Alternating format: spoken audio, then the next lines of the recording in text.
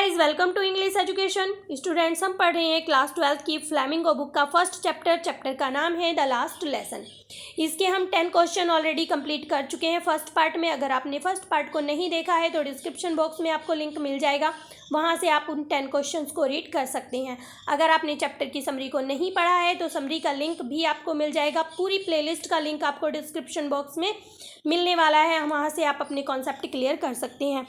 तो चलिए स्टार्ट करते हैं। अगर आप न्यू विजिटर हैं तो चैनल को सब्सक्राइब कर लीजिए, क्योंकि हम यहाँ पर ऑलरेडी बहुत कुछ कंप्लीट कर चुके हैं। सेंट्रल आइडिया हम अच्छे से और बहुत ईजी वे में पढ़ चुके हैं। क्वेश्चन नंबर 11 है और एम हैमल यहाँ पर टीचर हैं। Who did M Hamel blame for neglect of learning on the part of boys like French. French narrator है हमारा, और जो एम हैमल है वो किसको ब्लेम करते हैं कि ये जो नेगलेक्ट हो रहा है लर्निंग का, वो किसको ब्लेम करते हैं कि जैसे फ्रेंच जैसे लड़के जो हैं वो अपनी पढ़ाई को नेगलेक्ट करते हैं।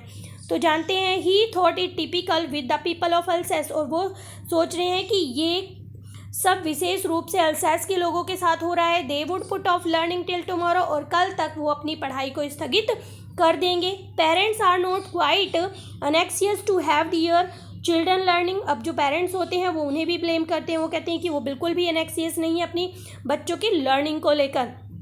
दे put them to work on farm और at the mills in order to have a little more money. वो अपने बच्चों को कहाँ पर भेजते हैं काम करने के लिए? किसी फार्म में काम करने के लिए भेजते हैं, मील पर काम करने के लिए भेजते हैं, जिससे कि वो थोड़ा पैसा और कमा सकें। The teacher made them to water his flowers and gave them a holiday. और वो एक तरफ टीचर को भी ब्लेम करते हैं कि वो अपने फ्लावर्स में उनसे वाटरिंग करवाते थे, और वो अपने आप को भी कहते हैं ही टू नेगलेक्टेड डियर लेसन। वो कहते हैं कि मैंने भी उनके लेसन को नेगलेक्ट किया है।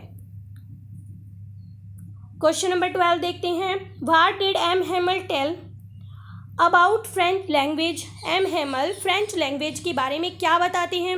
What did he ask them to do and why, और वो क्या करने के लिए कहते हैं और क्यों करने के लिए कहते हैं? M Hamel told them French was the most beautiful language in the world. M Hamel कहते हैं कि जो फ्रेंच लैंग्वेज है वो संसार की सबसे सुंदर लैंग्वेज है। It was the clearest and the most logical language. Most logical language है, सबसे क्लियर लैंग्वेज है। He asked them to guard it among them and never forget it, और वो उन्हें ये भी कहते हैं कि वो उसे बचा कर रखें, उसे गार्ड करें और उसे कभी भी ना भूलें। He gave a reason also, इसके लिए वो एक रीज़न भी देते हैं। When the people were enslaved, वो कहते हैं कि जब लोग जो हैं वो गुलाम थे, as long as they held fast to their language, जब तक उन्होंने अपनी लैंग्वेज पर होल्ड बनाकर रखी, they had the key to their prison, तब तक उनकी जो प्रिजन की थी ना, चाबी थी, वो उनके पास थी। तो वो कहते हैं कि अपनी लैंग्वेज को बना कर रखो, अपनी लैंग्वेज को छोड़ना नहीं है। Why were the elder of the village sitting in the classroom में गांव के एल्डर्स क्यों बैठे हुए थे? M Hamel was taking the class of the last French lesson. M Hamel क्या कर रहे थे? क्लास ले रहे थे, लास्ट फ्रेंच लेसन था। That is why elder of the village were sitting in the classroom to attend it. इसलिए गांव के जो एल्डर पर्सन थे वो क्लासरूम में बैठे हुए थे इस लेसन को अटेंड करने के लिए। It was done not only to pay respect to M Hamel but to pay respect to their own language. ऐसा नहीं था कि वो केवल एम हैमल को ही रेस्पेक्ट देने के लिए वहाँ पर बैठे हुए थे, वो अपनी लैंग्वेज को भी रेस्पेक्ट देने के लिए वहाँ पर आए हुए थे। Question number 14। How did French and other boy enjoy their lesson in writing. French और जो दूसरे लड़के होते हैं वो किस तरह से इंजॉय करते हैं लेसन को, राइटिंग लेसन में। ठीक है। That day M Hamel had new copies for them. उस दिन एम हैमल के पास उनके लिए नई कॉपीज थी। द वर्ड फ्रांस अल्सेस ये सब लिखा हुआ था। Were written on them in a beautiful round hand, तो उन पेपर के ऊपर बहुत ही सुंदर सी राइटिंग में ये सब कुछ लिखा हुआ था। The boys sat to work quietly. अब लड़के जो हैं बैठे हुए अपनी राइटिंग कर रहे थे, बिल्कुल चुपचाप वो वहाँ पर बैठे हुए थे। The only sound was scratching of the pen over the paper. बस केवल किस चीज़ की साउंड आ रही थी? जब वो पेन से लिख रहे थे, स्क्रैचिंग की साउंड आ रही थी पेपर पे। Nobody paid any attention to the beetles who flew in. अब कमरे के अंदर, क्लासरूम के अंदर जो बीटल्स यानी कि मक्खी, मच्छर या कुछ और दूसरे इंसेक्ट्स फ्लाई कर रहे थे, उन पर कोई अटेंशन नहीं थी, वो उन पर ध्यान नहीं दे रहे थे। How did M Hamel feel and behaved during the last lesson. M Hamel किस तरह का फील करते हैं और किस तरह बिहेव करते हैं जब लास्ट लेसन होता है। M Hamel was calm and gentle. अब जो एम हेमल थे वो बड़े शांत और बड़े सज्जन थे। He sat motionless in his chair during the writing lesson. Writing lesson के दौरान वो बिल्कुल मोशनलेस यानी कि बिना हिले डुले, बिना पलक झपकाए, बिल्कुल मोशनलेस वहाँ पर बैठे हुए थे। ही गेज्ड एट वन थिंग और द अदर। वो एक बार एक चीज़ पर एक टक देख रहे थे, फिर दूसरी चीज़ को एक टक देखे जा रहे थे। Perhaps he wanted to fix in his mind how everything looked in that little classroom. ऐसा लग रहा था उन्हें देखकर, शायद वो हर एक चीज़ को फिक्स कर लेना चाहते हैं अपने दिमाग के अंदर। वो जो छोटा सा कमरा है उसमें क्या चीज़ कैसे दिख रही है, उस चीज़ को शायद वो अपने दिमाग में फिक्स कर लेना चाहते थे। Surely it must have broken his heart to leave it all after 20 years. वास्तव में क्या था कि उनका जो दिल था वो टूट सा गया था। ये सब चीज़ें 24 ईयर के बाद छोड़ना उनके लिए बड़ा मुश्किल था। उनका दिल जो है इस बात को सोच कर समझ कर बिल्कुल टूट गया था। क्वेश्चन नंबर 16 देखते हैं। He had the courage to hear every lesson to the very last. What led French to make this remark? इस रिमार्क को फ्रेंच क्यों कहता है, यानी कि उसे रिमार्क क्यों करता है कि उन्होंने, टीचर की बात की जा रही है कि उनमें करेज था, मतलब पूरी तरह से लेसन को सुनने का। French notice that M Hamel was feeling sad on having to leave the place after 40 years and not being allowed to teach French any longer. तो जो फ्रेंच है वो क्या नोटिस करता है, फ्रेंच ने नोटिस किया कि जो एम हेमल है वो बहुत ही सैड फील कर रहे हैं।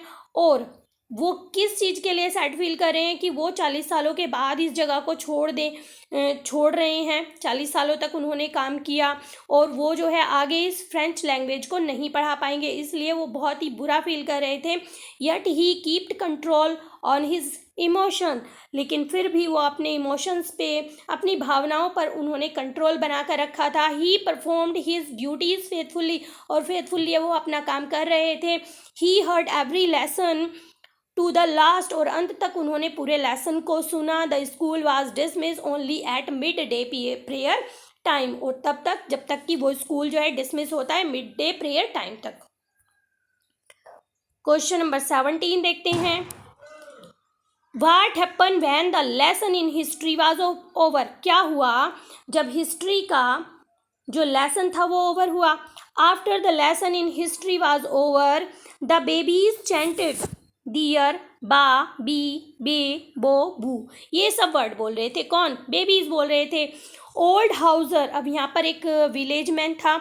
Old Houser who was sitting at the back of the room, जो कमरे की पिछली तरफ बैठा हुआ था, had put on his spectacles. और उसने क्या किया, अपने चश्मे को हटा दिया। He had holding his primer in the both hands. उसने पुट ऑन यानी कि उसने अपना चश्मा लगाया और उसने अपनी वो एक बुक थी, प्राइमर जो है एक पुरानी हिस्ट्री की बुक थी, उसे उसने अपने हाथों में लिए हुए था वो।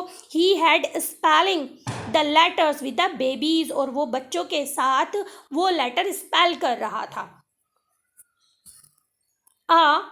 How well I remember it that last lesson, say the narrator.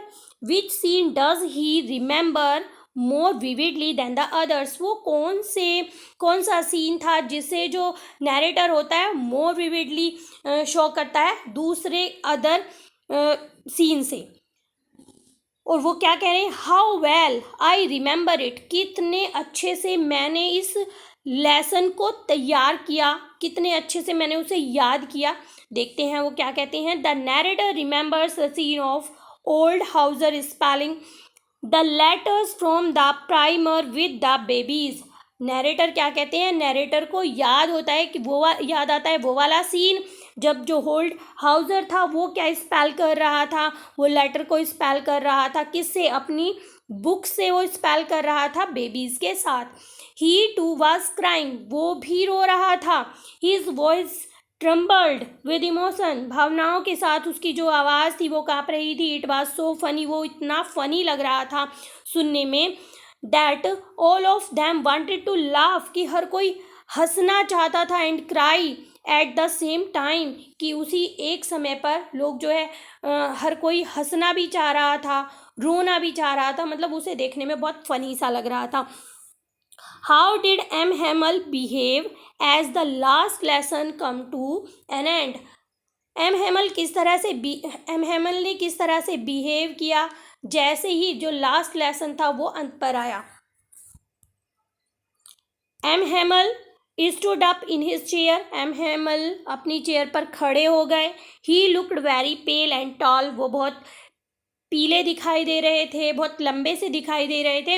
He wanted to से सम पार्टिंग वर्ड्स, वो कुछ पार्टिंग वर्ड्स यानी कि विदाई के कुछ शब्द कहना चाहते थे, बट समथिंग चॉक्ड हिम, लेकिन ऐसा लग रहा था कि किसी चीज़ ने उन्हें चॉक कर दिया है, रोक दिया है। देन ही रोट विव ला फ्रेंड्स, फिर उन्होंने ब्लैक बोर्ड पर, on the blackboard with a chalk, piece of chalk, एक चौक के टुकड़े से उन्होंने क्या लिखा, विव ला फ्रेंड्स। मोस्ट इंपॉर्टेंट है, कई बार क्वेश्चन में आता है ये वर्ड, वो ब्लैक बोर्ड के ऊपर लिखते हैं। देन ही स्टॉप्ड, फिर वो रुक जाते हैं। He lean his head against the wall, wall के अगेंस्ट वो अपना सिर झुका लेते हैं। विदाउट अ वर्ड, कोई शब्द वो नहीं कहते हैं। ही मेड ए गस्चर, वो एक इशारा करते हैं, टू द स्टूडेंट्स की तरफ वो एक इशारा करते हैं, with his hand to permit them to go as the school was over, वो अपने हाथ से इशारा करते हैं मानो कि वो परमिशन दे रहे हैं स्कूल से जाने का, और ये कह रहे हैं कि स्कूल जो है ओवर हो गया है। तो इस तरह से हमने शॉर्ट क्वेश्चन आंसर को कंप्लीट कर लिया है। मैंने कोशिश की है कि वर्ड टू वर्ड मैं आपको अच्छे से ये समझा सकूं, और सभी क्वेश्चन को हमने यहाँ पर पूरा किया है। आने वाली वीडियोस में हम लॉन्ग क्वेश्चन को करने वाले हैं। अगर आपको वीडियो अच्छी लगी है तो एक लाइक ज़रूर करें। अगर आप न्यू विजिटर हैं तो चैनल को सब्सक्राइब करें। मिलते हैं अपने नेक्स्ट टॉपिक में, तब तक के लिए बाय बाय।